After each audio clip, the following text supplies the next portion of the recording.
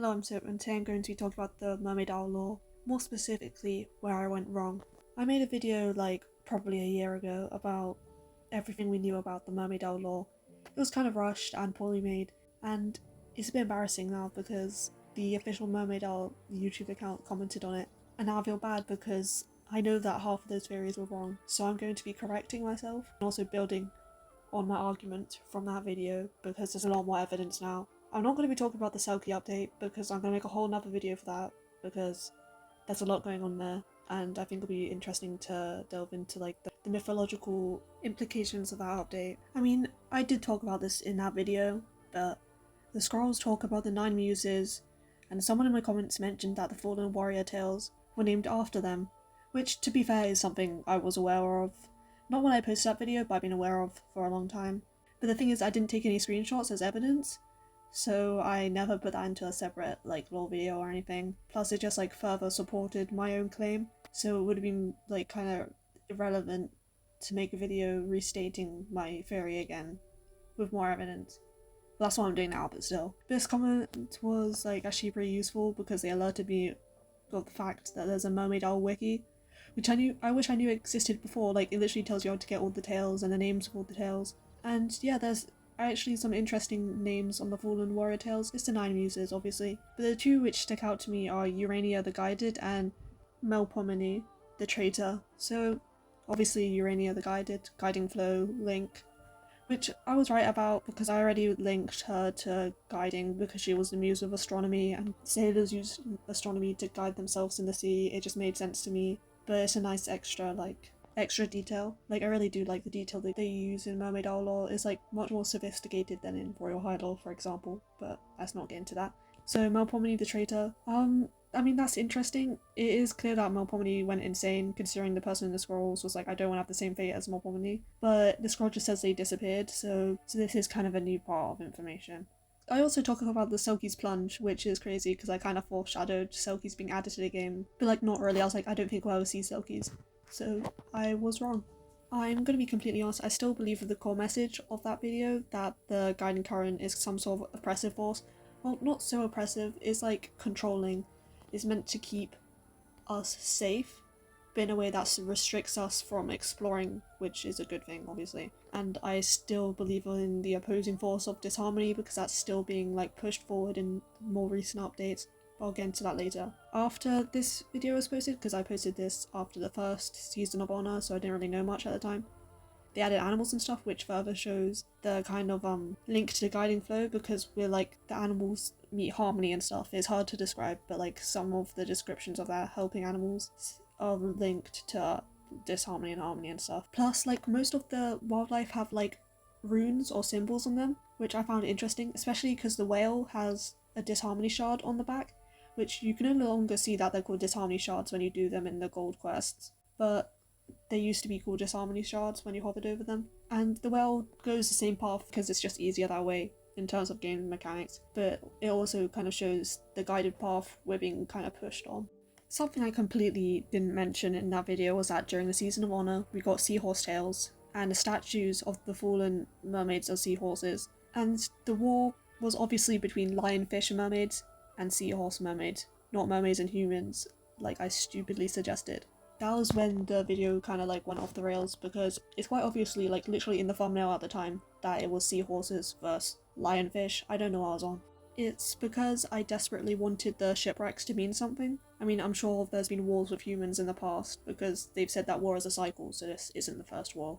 I'm also going to admit that I was wrong about the Disharmony Knight writing about these scrolls because I recently won the battle against the Disharmony Knight in the Disharmony pool, which, to be fair, this update came out in the chapter 2 of the Season of Honor, so when I posted this first lore video, I didn't know this at the time, but their name is literally Viscoria. So the Disharmony Knight didn't write the scrolls because the Disharmony Knight was Viscoria, who was mentioned in the scrolls, so why would they mention themselves? Also, I probably should have known the identity of the Disharmony Knight preemptively. It's very heavily implied because Viscoria is the main villain in the scrolls. Also, I claimed that Viscoria was human, which is obviously wrong, because if you do the battle with him, you can tell that they're a lionfish mermaid. I should have known that at the time as well. So here's kind of a new theory. So since the guiding flow is keeping us on track, safe, in air quotations, like conforming basically.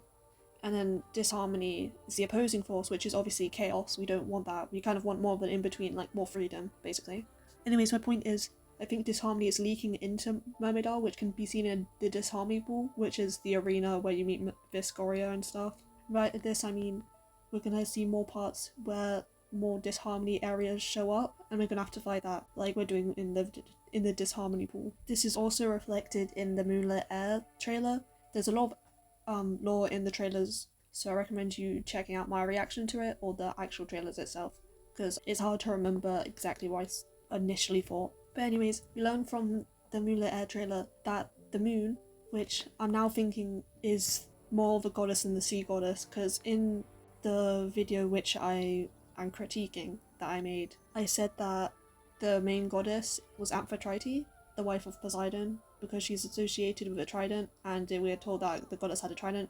But I do think the goddess is more associated with the moon, but I don't think it's a named goddess, because in the cutscene from the season of 1 or chapter 2, it said the goddess's name was lost to time, so I'm assuming they made like a whole new fictional goddess to fit with the story of Mermaid Isle, which, to be fair, I vibe with. But anyways, the moon is obviously linked to the guiding flow, since the moon is related to tides, so the moon goddess is in control of that. But it's also said in the Moonlit Air trailer that the moon became indifferent and that its light is growing weaker each cycle, which implies that the strength of the guiding flow, or whatever force is like keeping harmony around basically, is weakening, so I expect to see a lot more disharmony popping up, is my point anyways.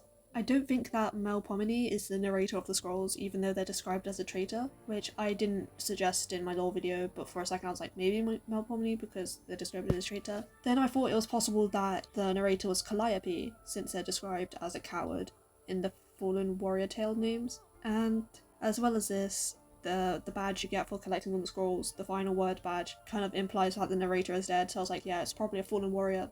But now that I think about it, I think it might have just been a seahorse warrior, like a random seahorse warrior, or a prince at least. So I don't think the narrator matters that much, but I kind of really wanted it to be one of the muses, or the Disharmony Knight, just for the plot, but I think it's not that relevant. I also predicted where the Disharmony pool / arena would be, because the spears from the war, which you can see when you're fighting with Viscoria and the lionfishes, are like left where the pool is now, but at the time the pool wasn't there. I was like, so this is where the war used to be.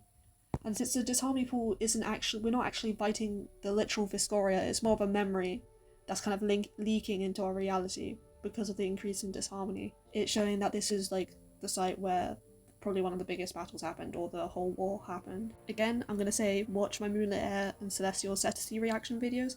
It's one video, I reacted to them in the same one, but because there's lore in trailers that there's not in the actual game, so if you're interested, you probably want to look into those. But I think I summarised them pretty good when I reacted to them at the time. And in the Celestial Setesy trailer, which is a direct continuation of the Moonlit Air trailer, we see like I'm going to call them pseudo-goddesses. Celestial Setesian mermaids are kind of shown as flying in the sky, and the singular last Moonlit Air, who came from a line of lots of Moonlit Airs who protected the guiding flow, the harmony obviously, because they were following the moon. She calls to the moon, and then these sky mermaids reply, so that's why I call them pseudo-goddesses. And I'm just going to talk about their tail names for a second. I just thought they were interesting. They didn't really tell us much about the lore, but they're named after different stars and parts of the star cycle. For example, Andromeda, which is, I'm pretty sure it's one of the stars that is moving towards Earth rather than away from it, and Supernova, which is obviously part of the star cycle, for example.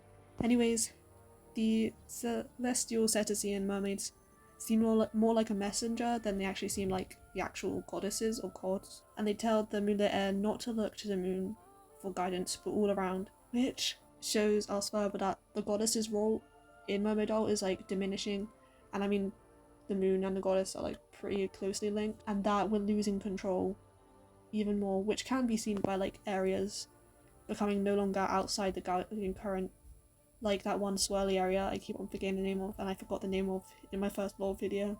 There's also another thing I'd like to talk about which confirms a lot of my theories from that video, but unfortunately the only video of the lore cutscene from the Season of 1 or Chapter 2 update I could find was in my own broken livestream, which really showed how many people do not talk about Mermaid Isle. So I don't actually have the full video, it's really broken. But it implies that there are actual forces bending the ocean to their will. So I'm right, kind of, and there's also a humanoid hand in this picture, so there may have been a human role in it as well, so maybe I wasn't too far off with a war between humans and mermaids. It confirms that mermaids were created to protect the sea's harmony, which is something I talked about in that lore video and which I've been saying for a while. I haven't made a whole formatted video. I normally talk about the lore spread out, so that's why I'm doing this video, to kind of just bring all my ideas back together to show what I believe now, because I know that a bunch of my stuff from my video, which I said everything about the Mermaid Isle lore, was wrong, so I want it to be more accurate this time, with more evidence. And again, in this cutscene it says that the goddess's name is lost to time, so that's why I assumed that the goddess is probably a made up one. So, in conclusion, I believe that for the most part I was right, but I was wrong about the identities of the warriors and the narrators of the scroll, since it's obvious that the war was between lionfish mermaids and seahorse mermaids rather than between mermaids and humans. I don't know, I was just a bit stupid then. There's obviously a big part that I am missing, but that's purposeful. I haven't talked about the Selkie update because I'm going to make a whole separate video on that, probably next week or sometime soon, and especially about how their names link to Scottish folklore and Celtic mythology. Thanks for watching. I hope this kind of cleared up my current views on the Mermaid Isle lore. If this confused you more, I'm sorry, because I didn't really have a script for this video. I just kind of wrote down all my ideas after watching my own videos. But yeah, please like and subscribe.